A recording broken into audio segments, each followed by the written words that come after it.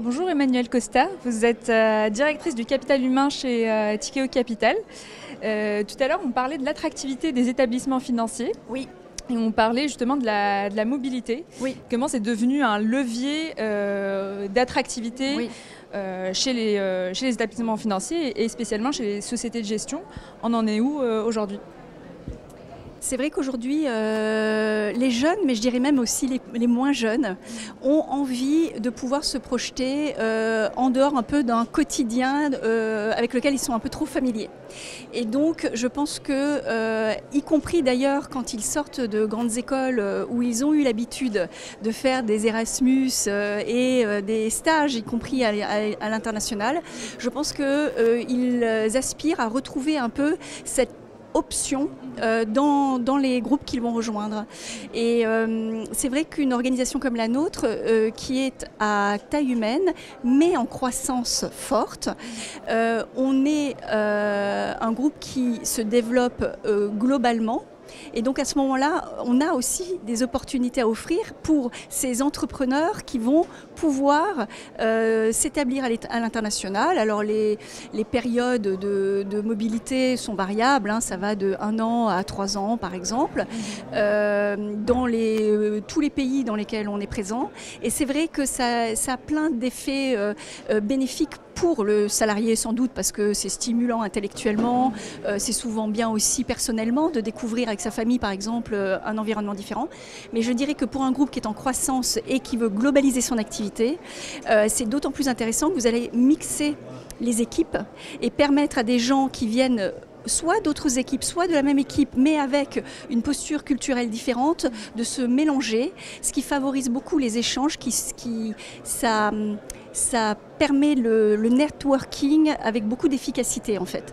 Et donc je crois que c'est gagnant-gagnant pour les collaborateurs et pour le groupe aussi. De plus en plus de jeunes cherchent cette mobilité géographique, et les structures, même les sociétés de gestion à une taille plus humaine, commencent à s'adapter ou s'adaptent déjà à ce nouveau environnement. Oui, mais je rajouterais que en fait, quand vous rejoignez une entreprise comme Tikeo Capital, qui est une entreprise qui est passée de la start-up à un groupe en croissance forte, et que vous voulez vous internationaliser, mécaniquement, vous êtes amené en fait à vous dire, mais les collaborateurs qui ont réussi chez nous, on peut aussi leur proposer de réussir dans nos filiales qu'on vient d'ouvrir, par exemple. Donc l'opportunité, je dirais, est intrinsèque et consubstantielle à la croissance d'un groupe comme Tikeo Capital, en fait. Un autre élément d'attractivité, vous en parliez, c'est l'attractivité de salaire.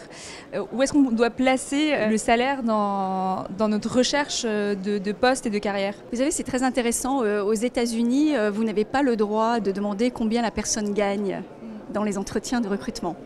Je ne crois pas que ça... Dans notre secteur, je précise bien, parce qu'effectivement, il y a des secteurs plus problématiques. Bon, dans notre secteur, et en tout cas pour nous, évidemment que si vous rejoignez des équipes d'investissement, etc., vous allez potentiellement gagner bien votre vie. Enfin, je ne suis pas convaincue du tout que ça soit le critère décisif, et encore moins pour les jeunes. Moi, ce que je dis à des jeunes, c'est que ce qui est important, c'est qu'ils rejoignent un groupe, une structure dans laquelle ils vont pouvoir continuer à apprendre, et c'est cette compétence-là qui va leur permettre de gagner de l'argent.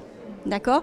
Donc prioriser le salaire à X 1000 près, je pense que ce n'est pas le raisonnement intéressant, et en plus c'est sans doute pas le type de profil qu'on veut recruter, puisque nous, ce qui nous intéresse, c'est essentiellement des gens avec des bons backgrounds, mais surtout les bons soft skills, c'est-à-dire l'envie d'être agile, la curiosité, être créatif. C'est ça qui nous intéresse, parce que quand vous êtes dans un groupe en croissance comme ça, c'est ce type de compétences que vous allez rechercher.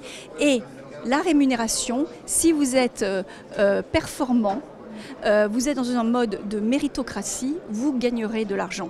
Mais ce n'est pas un critère décisif d'origine, je dirais. Oui, parce qu'il faut en plus rappeler que dans les sociétés de gestion telles que Tikeo Capital, il y a des bonus, il y a une part de variable qui est importante, plus que dans d'autres secteurs. Absolument. Donc, faut replacer le salaire à sa place. Voilà, c'est ça. Merci beaucoup Emmanuelle Costa. Merci à vous.